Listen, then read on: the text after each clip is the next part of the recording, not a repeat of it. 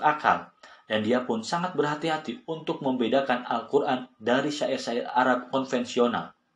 Kini, sembari bergegas keluar dari gua, Muhammad merasa seakan ingin mengempaskan dirinya dari puncak bukit. Namun, di sisi bukit, dia kembali melihat sesosok makhluk yang kemudian diidentifikasinya sebagai malaikat Jibril. Ketika aku berada di tengah jalan perbukitan, aku mendengar suara dari langit berkata, "Hai Muhammad, engkau adalah utusan Tuhan dan aku adalah Jibril." Aku mengadahkan kepala ke arah langit untuk melihat siapa yang berbicara, dan kulihat Jibril dalam rupa seorang manusia dengan kaki di kedua sisi ufuk. Aku berdiri memandangnya, tak bergerak surut dan maju. Tak bergerak, surut atau maju. Kemudian aku memalingkan wajah darinya. Namun ke bagian langit manapun kulayangkan pandangan, dia tetap terlihat. Di dalam Islam, Jibril sering diidentifikasikan sebagai ruh suci, pembawa wahyu, perantara yang melaluinya Tuhan berkomunikasi dengan manusia. Dia bukanlah malaikat naturalistik, melainkan hadir di mana-mana sehingga mustahil bisa melarikan diri darinya. Muhammad telah mendapatkan pemahaman luar biasa tentang realitas ilahi yang oleh nabi-nabi Ibrani disebut kadush, kesucian, keberbedaan Tuhan dari segala sesuatu. Ketika mengalaminya, mereka juga telah merasa begitu dekat dengan kematian dan berada dalam tegangan fisik dan mental. Akan tetapi, tidak seperti Yesaya atau Yeremia, Muhammad tidak memiliki penghibur berupa tradisi yang telah mapan untuk menyokongnya.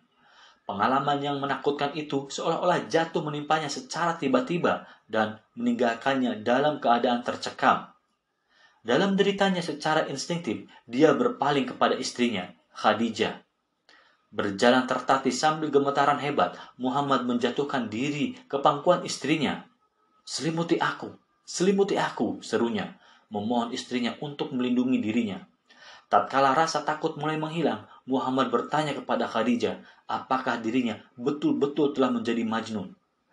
Khadijah bersegera memberi ketegasan, engkau adalah orang yang baik dan penuh perhatian kepada sanak saudaramu. Engkau menolong fakir miskin dan orang yang kesulitan, dan ikut memikul beban mereka. Engkau berupaya mengembalikan akhlak mulia yang nyaris hilang dari kaummu. Engkau menghormati tamu dan membantu orang-orang yang susah. Tak mungkin engkau Majnun. Tuhan tidak bertindak dengan sewenang-wenang. Khadijah menganjurkan agar mereka berkonsultasi dengan sepupunya, Waraqah, yang saat itu penganut Kristen dan mempelajari kitab suci. Waraqah sama sekali tidak sangsi. Muhammad telah menerima wahyu dari Tuhan Musa dan nabi-nabi lain, dan telah menjadi utusan ilahi bagi bangsa Arab. Akhirnya, setelah melalui periode beberapa tahun, Muhammad menjadi yakin bahwa memang demikianlah halnya dan mulai mendakwahi kaum Quraisy, menghadirkan bagi mereka sebuah kitab suci dalam bahasa mereka sendiri. Namun, tidak seperti Taurat yang menurut kisah biblikal diwahyukan kepada Musa dalam satu waktu secara sekaligus di Gunung Sinai. Al-Quran diwahyukan kepada Muhammad secara sepenggal-sepenggal, sebaris demi sebaris, dan seayat demi seayat dalam kurun waktu 23 tahun. Pewahyuan itu terus menjadi dalam pengalaman yang memberatkan. Tak pernah aku menerima wahyu tanpa perasaan bahwa jiwaku seolah-olah akan tercerabut dari diriku, ujar Muhammad beberapa tahun kemudian. Dia harus menyimak firman-firman suci itu dengan penuh perhatian, berusaha mendapatkan visi dan arti penting yang tidak selalu sampai kepadanya dalam bentuk verbal yang jelas. Kadang-kadang, katanya, kandungan pesan ilahi itu sangat jelas. Dia seolah-olah melihat Jibril dan mendengar apa yang diucapkannya. Akan tetapi, pada waktu lain, wahyu itu sangat sulit diartikulasikan. Kadangkala ia datang kepadaku bagaikan gema sebuah genta, dan itulah yang paling sulit. Gema itu menyurut ketika aku telah sadar akan pesan yang disampaikan. Para penulis biografi pertama pada periode klasik sering memperlihatkan Muhammad menyimak secara tekun apa yang mungkin mesti kita sebut ungkapan alam bawah sadar. Dengan otoritas dan integritas yang secara misterius bukan merupakan bagian dari dirinya. Persis seperti seorang penyair menjelaskan proses penyimakan sebuah puisi yang secara perlahan muncul dari ruang pikiran yang tersembunyi. Dalam Al-Quran, Tuhan memerintahkan Muhammad untuk mendengarkan makna yang tidak koheren itu dengan seksama dan dengan apa yang disebut oleh Wordsworth sebagai kepasifan yang bijaksana. Dia tidak boleh tergesa-gesa memaksakan kata atau makna konseptual tertentu pada wahyu itu sebelum maknanya yang sejati terungkap pada saat yang tepat. Janganlah kamu gerakkan lidahmu untuk membaca Al-Quran karena hendak cepat-cepat menguasainya. Sesungguhnya atas tanggungan kamilah mengumpulkannya di dadamu dan membuatmu pandai membacanya. Apabila kami telah selesai membacakannya, maka ikutilah bacaannya itu.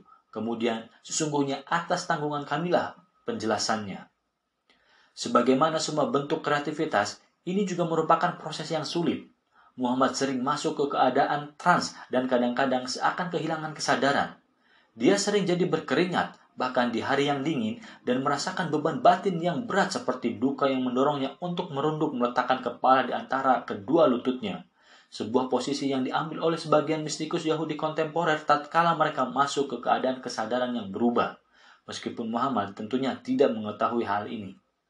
Tidak mengherankan jika Muhammad merasakan wahyu sebagai ketegangan yang begitu besar.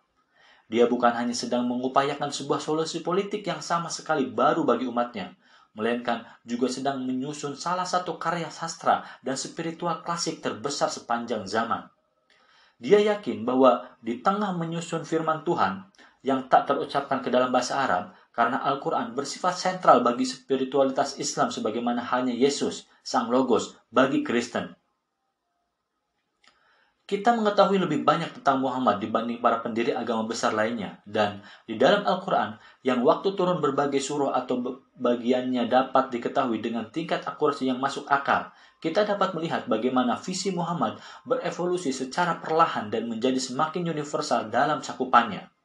Pada awalnya, dia tidak melihat lingkup tugas yang harus dipikulnya, karena hal itu diperlihatkan kepadanya sedikit demi sedikit. Seiring responnya terhadap logika batin peristiwa-peristiwa yang terjadi. Di dalam Al-Quran, kita bisa menemukan komentar orang-orang sezaman tentang awal kedatangan Islam yang unik dalam sejarah agama. Di dalam kitab suci ini, Tuhan tampaknya menjelaskan tentang perkembangan situasi. Dia menjawab para pengkritik Muhammad, menguraikan makna suatu peperangan atau konflik yang terjadi di dalam masyarakat Islam generasi pertama dan menunjukkan dimensi ilahiyah kehidupan manusia. Al-Quran tidak turun kepada Muhammad dalam susunan seperti yang kita jumpai pada masa sekarang, tetapi dalam susunan yang lebih acak, sesuai peristiwa-peristiwa yang datang dan menyimakannya atas makna yang lebih dalam.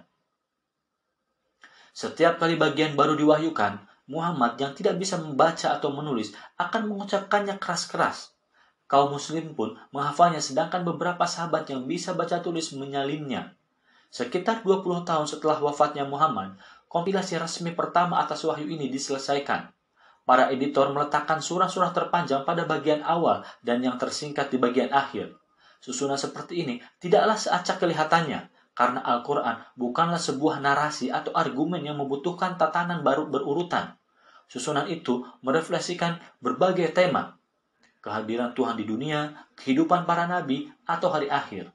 Bagi orang yang tidak bisa mengapresiasi keindahan bahasa Arab yang luar biasa, Al-Quran tampak membosankan dan bertele-tele karena sering mengulang-ulang tema yang sama. Namun, Al-Quran tidak dimaksudkan untuk menjadi bahan kajian secara pribadi, tetapi untuk pembacaan liturgis. Ketika kaum muslim mendengar sebuah surah dibacakan di dalam masjid, mereka diingatkan kembali kepada semua ajaran inti keimanan mereka. Ketika mulai berdakwah di Makkah, Muhammad hanya memiliki konsep yang sangat sederhana tentang perannya. Dia tidak berpikir bahwa dirinya tengah membangun sebuah agama universal, melainkan keyakinan kuno yang mengajarkan keesaan Tuhan kepada orang-orang Quraisy. Pada mulanya, dia bahkan tak pernah mengira harus berdakwah kepada suku-suku Arab selain penduduk Makkah dan sekitarnya. Dia tak pernah bermimpi akan membangun sebuah teokrasi dan mungkin sama sekali tidak mengetahui apa teokrasi itu. Dia sendiri tak mesti memiliki fungsi politik di dalam pemerintahan, kecuali sebagai seorang nazir, pemberi peringatan. Allah telah mengutusnya untuk memperingatkan kaum Quraisy tentang situasi berbahaya yang tengah mereka hadapi. Akan tetapi, pesan awal yang disampaikannya bukanlah tentang musibah dan bencana, melainkan tentang harapan yang membahagiakan.